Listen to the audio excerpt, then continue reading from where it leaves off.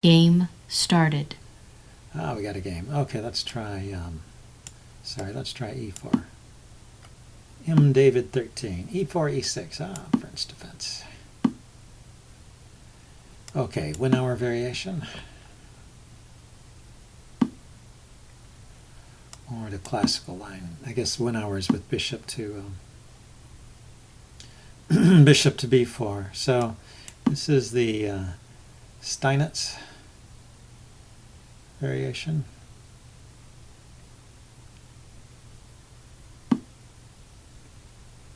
Where you push ahead and you play f4 instead of playing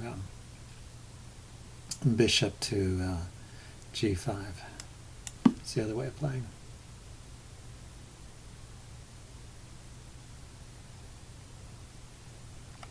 And I used to play that way sometimes, but I found I wasn't getting very much, so I switched it up, started playing the Steinitz. Yeah, so this is pretty interesting.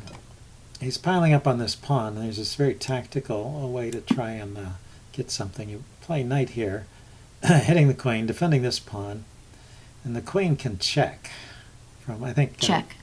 The check on I think the check on a5 is a little more accurate. And you play this move c3, which hits the queen. See, if it was on for a5 there, it wouldn't have to move. And it also defends the knight. But there is a strange idea that b4 here would win the knight.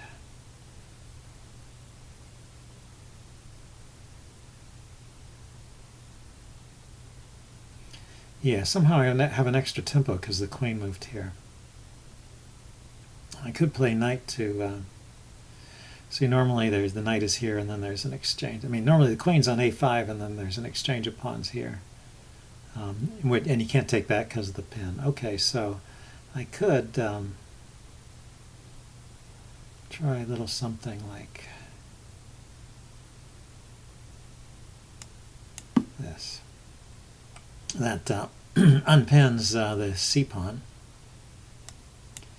And the knight still needs a home. If he attacks the knight right away, I'll take on c5. Bishop takes, or knight takes, pawn takes. So he gets the pawn back. It doesn't really win anything, but at least the knight does not get stranded there. If he takes with the pawn, I can take with the pawn hitting the queen.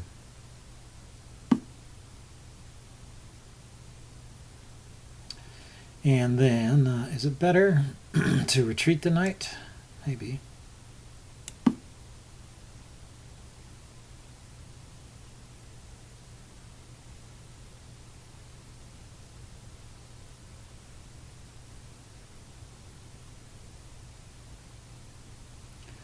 And now I have a pretty good French position. So I just develop this knight to bishop. Develop this bishop to... He's hitting this pawn. Maybe I'll just bring my knight back here, defend the pawn this way, and hit the bishop. And if he takes, queen takes, and that defends b2.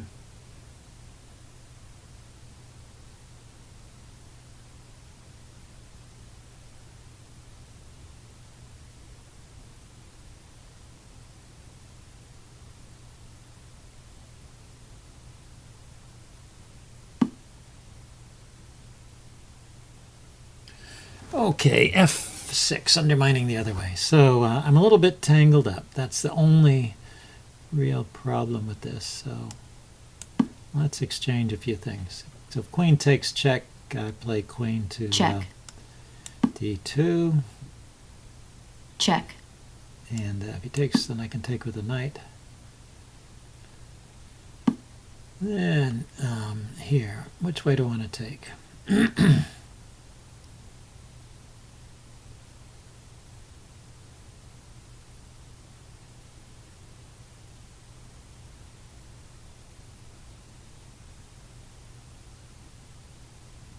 This gives him a pass pawn if I take with the d pawn, although it seems like a nice square for my knight, but his knight might show up there too. Okay, so I'm going to move knight to f3 to defend this pawn.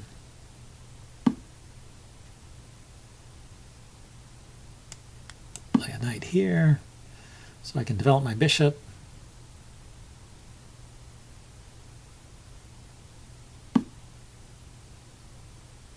And he's going after this fork, so I have to move my king. It's not the worst thing in the world with the with the rooks already off, but I have to watch out for those forks.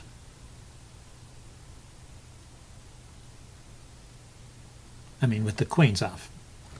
What I'm talking nonsense here. Since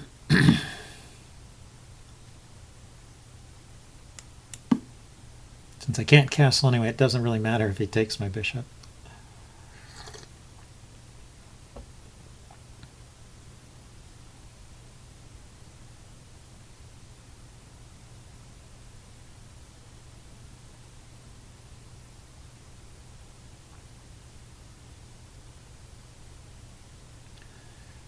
So I assume he's going to take my bishop. Why else put his bishop there? He can't retreat the knight because I'll take the bishop. What else has he got? Yeah. No other move. Now this knight has to retreat. And, I get a good square for my knight here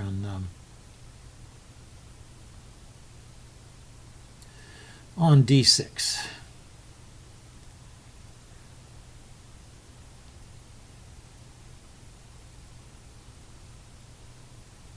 So a game with just knights and rooks.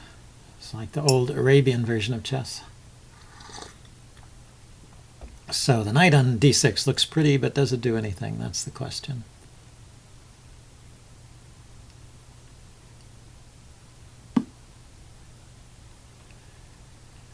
Okay, I can defend the pawn and attack the rook. We're enough into the endgame that the king is a fighting piece. Of course, he can play rook to, annoyingly, he can play rook to e4, and I have to move my king to d6. No, he doesn't have to, yeah. He can play that, so how about if I defend that instead of moving it?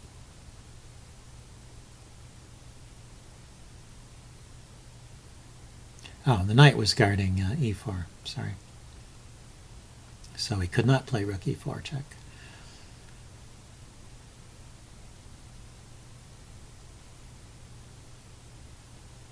So now the rook doesn't have a lot of moves. Can I get him into some kind of fork or something?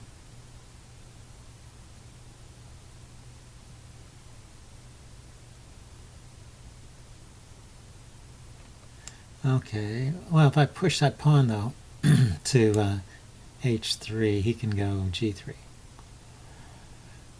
Which might be annoying. Yeah, let's attack the rook. I mean, attack that knight. See where it goes.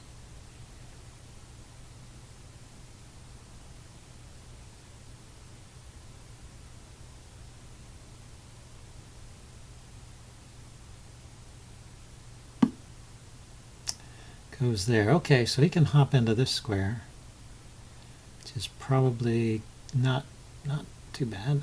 But the knight covers it. If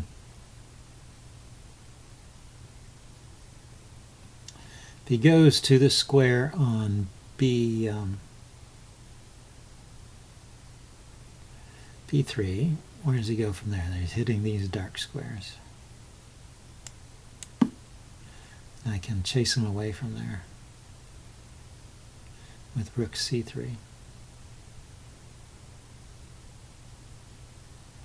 I don't want him threatening to come to this square c4. That's a very good square for the knight, and right now I have it covered, so I want to chase him away before he has a chance to get lodged there. Okay, so now where are his squares? He can come here, here, or here. He can't go here. He's got here or here. Can't go here. He's got here. Yes, this is a knight trap. After the knight goes in the corner, he has no moves.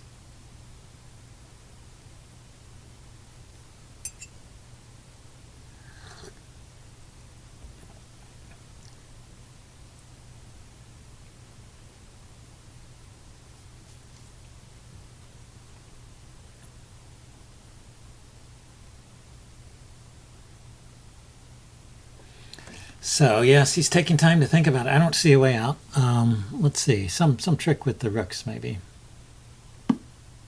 He just grabs a pawn for his knight. Yeah, not a bad choice. Oh, there is a trick. There is a trick. Let's see, do I have a check? So right now I have a rook and 2 knights, and he has 2 rooks and a knight. So if I were to play something like knight here, it doesn't threaten enough. I can pick up another pawn, but oh, I have a threat. Oh no, that's what I have to do. He can't take my knight because I have a threat of checkmate. Check. No, it's not checkmate. He's got a defense.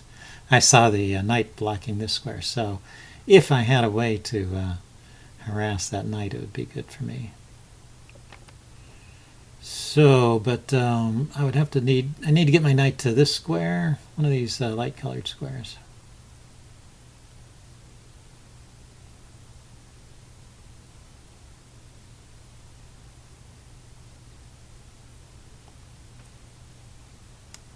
Okay, let's harass his rook.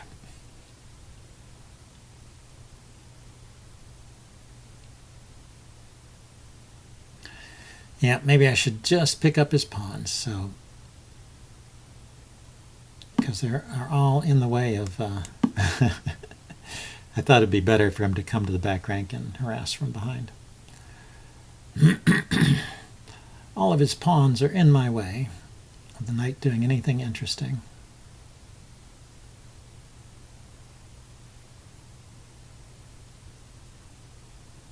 Like this pawn, for example, I could go knight here, here, here, and that would be just what I want to double up on this guy.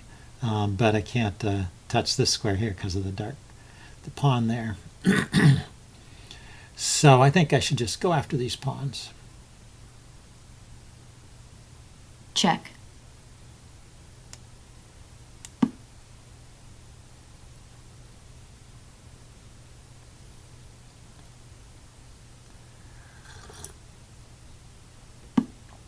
Okay, I bought himself time to escape, so let's make sure I get at least one of these pawns.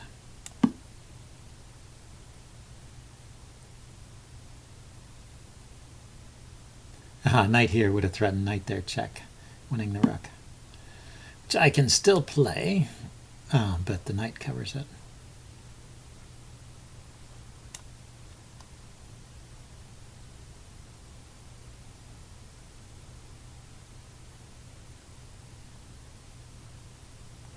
So check, king here, king there, knight check, king here,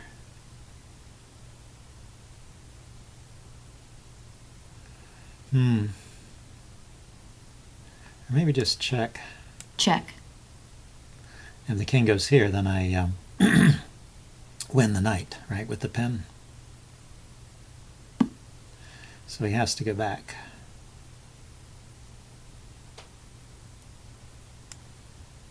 Now I can threaten knight here with check.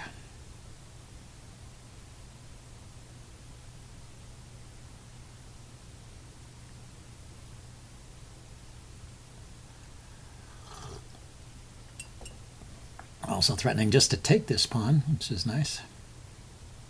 His rook has no moves. Okay, the king gets away from the check.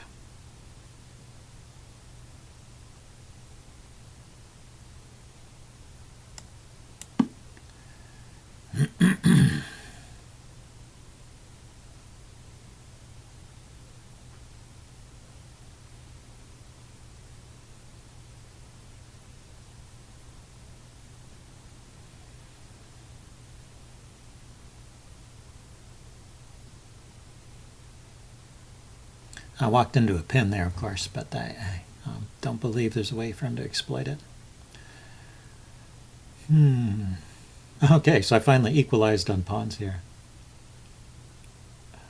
I thought I was doing better, but sometimes. In fact, speaking of rook traps, knight covers these squares, the pawn covers these squares, so doesn't that trap the rook?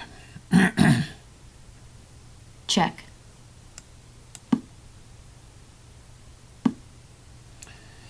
Yeah, so back to this. Let's see. Well, if I go after that pawn, he just plays his knight back. Let's go after this pawn then. Let's see, there's a check. Gotta make sure that check is covered. Gotta make sure I don't get forked and lose my rook after having struggled so hard. Also, I was just having trouble playing a decent game today. There was a really short one, which I uploaded, and then after that I just played badly, it seemed. Okay, so if I take, and he takes, and I take with the rook, it still covers that square that checks me, so it's not a fork. check, He can check me here. Is true. So this diagonal, one step away on the diagonal, or 2 steps away on the diagonal, however you want to count it, is a good position because it takes the knight 4 moves to give the king another check.